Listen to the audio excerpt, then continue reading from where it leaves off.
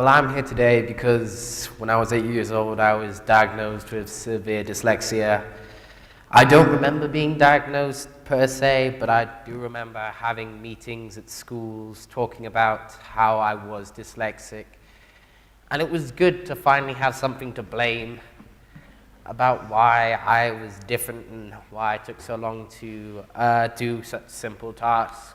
I was very open about talking about my dyslexia because I had a good student-teacher relationship, and I always seemed to be talking about it because I'd have to explain to teachers when I moved to new schools why I took a bit longer. Speaking about great teacher relationships, I feel help making a good teacher, or help if you are planning on becoming a teacher, if you're not already,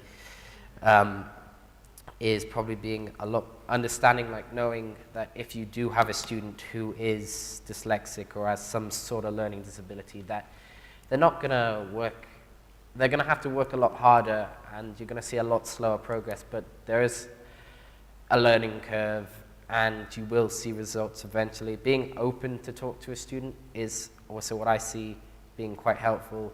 Easy to reach. I know of this school, they're all given an email, so if I'm late with an assignment, I can always email it in. And Miss Blythenstein, I promise that I've done all my biology homework, promise. Also, another strategy which is very helpful is having a soft copy or an e-copy of presentations, PowerPoints, and so I can make notes, change it, edit it, so it makes more sense to me. And something that I found out recently, voice-to-text software and text-to-voice software, so I can help track also. And proofreading is now a lot easier. And I find more and more mistakes in my work because it's being read to me and I'm not just reading what I have written or supposedly written. As well as having good strategies, I feel the biggest confidence booster, as said, is having skills or having interests outside of the academic world. So, as I've said, I've just broken every pen in this place so far. As I said before, I do play a lot of sports and I do a lot of drama, so I feel being able to have some sort of release from the academic stress is very helpful.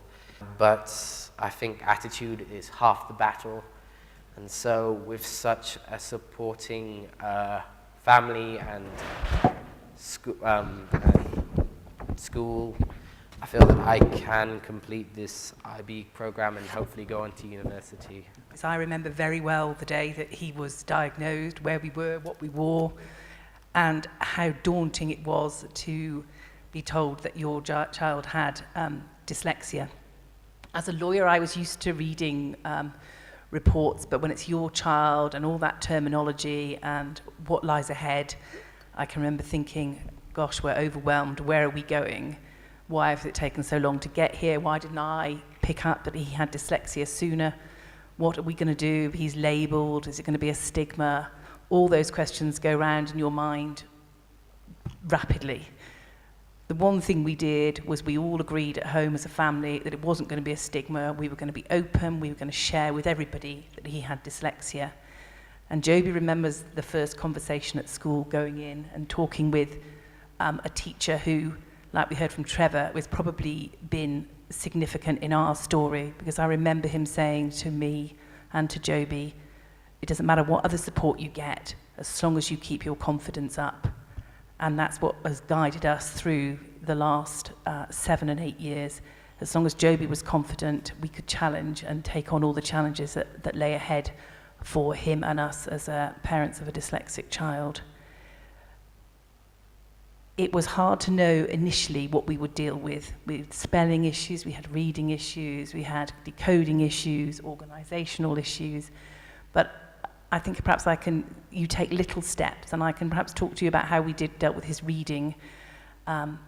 We did one word at a time, so one word for him, one word for me, one word for him, one word for me, so we could make progress. We moved to a line, a paragraph, a page, but that probably took 2 or 3 years. And it wasn't easy. There were tears. He didn't want to do it. We didn't want to do it sometimes. But we made progress. And one of the greatest joys I had is seeing Joby read a book for pleasure, which he now does do. And I thought all those years ago that would never happen. But it does happen. And in fact, yesterday when I went into his room to talk about today, what were we going to talk about, there he was reading Homer, the Odyssey, with the tape on, but with the book. Now that's a challenge for me as a non-dyslexic, let alone for a child with dyslexia.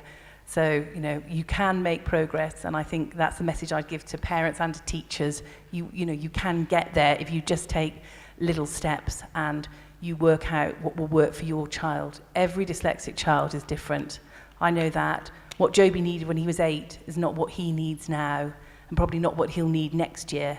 But we just work out just by trial and error. Some things don't work, I know that, he knows that, but you can find ways and strategies that will work for your child.